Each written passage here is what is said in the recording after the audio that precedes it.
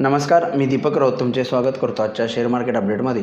आज मार्केटनं सुरुवात शांत फ्लॅट केलेली, कालच्याच क्लोजिंगच्या आसपास येवाना थोडंसं ओपनिंगला इमिजिएट खाली आलं। 21,500च्या बिलो 21,450पर्यंत निफ्टी आली। त्यानंतरनं थोडंसं परत पुन्हा रिकव्हरी आली आणि एंटायरली आज मार्केट जे आहे ते कालच्या दिवसाचा जो हाय आणि लो आहे येवाना निफ्टी, बँक निफ्टीमध्ये, पर्टिक्युलर निफ्टीमध्ये कालच्या दिवसाचा जो हाय आणि लो आहे त्याच्यामध्येच ट्रेड केला। एक इनसाइड कॅन्डल आपल्याला आज बघायला मिळाली। ट्रेडिंग स्मूथली त्या रेंजमध्ये राहिलं। फारसं कोणत्याही प्रकारची मोठी वदगड अपवर्ड और डाऊनवर्ड स्विंग्स निफ्टीमध्ये एक्सपायरी असताना सुद्धा बघायला मिळालं नाही। बऱ्यापैकी स्टॅग्नंट ट्रेड आहे जो 21,500 आणि 550 या रेंजमध्ये मोस्ट ऑफ द टाईम राहिला। क्लोजिंगला थोडं रिकव्हरी आलेली 21,600च्या आसपास वरती गेला, पण त्यानंतर परत थोडं खाली आलं। ओव्हरऑल मार्केटमध्ये एक साईडवेज आणि शांत कारभार बघायला मिळाला। ओव्हरऑल मार्केट निफ्टी असेल, बँक निफ्टी असेल, त्या रेंजमध्ये इंटॅक्ट आहे ज्या रेंज कालही आपण व्हिडिओमध्ये डिस्कस केलेल्या। त्यामुळे उद्या ट्रेडिंग करताना त्याच आपणाला थोडंसं माइंडमध्ये ठेवून चालायला लागणार आहे। निफ्टीमध्ये हायर साईडला रेजिस्टन्स 23,600, 650 जो कालही होता तो इंटॅक्ट आहे। 23,500च्या खाली गेला तर फर्दर डाऊन साईड येऊ शकते। त्यामुळे उद्यासाठी 23,500 एक फर्स्ट रेजिस्टन्स आहे। 23,500च्या खाली गेला तर 23,350, 400 पण निफ्टी येऊ शकते। अदरवाईज 23,500 आणि 600मध्ये परत पुन्हा आपल्याला एक ट्रेड बघायला मिळू शकतो उद्याच्या डेसाठी।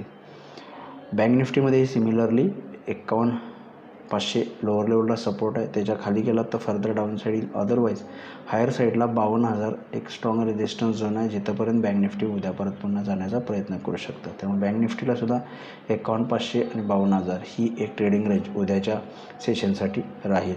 FIDIचा डेटा बघायचं झालं तर काल FISनी 7,900 करोडची खरेदी केली आहे। DISनी सुद्धा 7,100 करोडची खरेदी केली आहे आणि एंटायरली खरेदी काल बँक्स आणि IT स्टॉक्समध्ये बघायला मिळाली। त्यामुळे आपल्याला काल बँकिंग सेक्टरला रॅली पण बघायला मिळाली, खास करून प्रायव्हेट बँक्स। त्यामुळे मला वाटतं काल जे खरेदीचे आकडे आले ते निश्चित प्रायव्हेट बँक्समध्ये खरेदी आपल्याला होताना बघायला मिळालं आहे। बाकी आजची आकडेवारी अजून अवेलेबल नाही, पण ज्या पद्धतीने FIS गेले 2-3 दिवस बाय करत आहेत, मला वाटतं निश्चित FISकडून बाईंगचे आकडे आले असतील।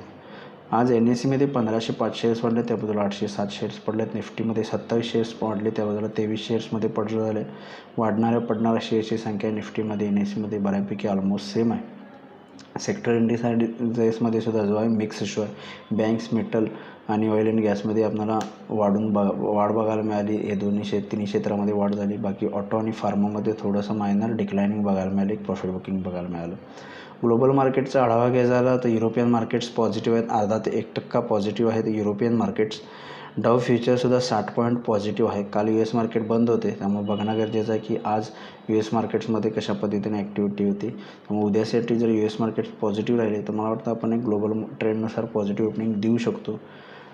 निगेटिव्ह राहिले तर एक निगेटिव्ह ओपनिंग देऊ शकतो, पण इमिजिएट बाय अँड डिप आपणाला स्ट्रॅटर्जी अजूनही इंटॅक्ट आहे। पण हायर लेवलला रेजिस्टन्स हा येतो आहे निफ्टीला 23,600, 650 एक स्ट्रॉंग रेजिस्टन्स झोन आहे। तर बघूया उद्या मार्केट्स कशा पद्धतीनं बिहेव होते। माझा व्हिडिओ ऐकला त्याबद्दल धन्यवाद। माझा व्हिडिओ असेच लाईक करा, शेअर करा, माझे चॅनल सबस्क्राईब करून डेली अपडेटसाठी बेल आयकॉनला क्लिक करा। धन्यवाद।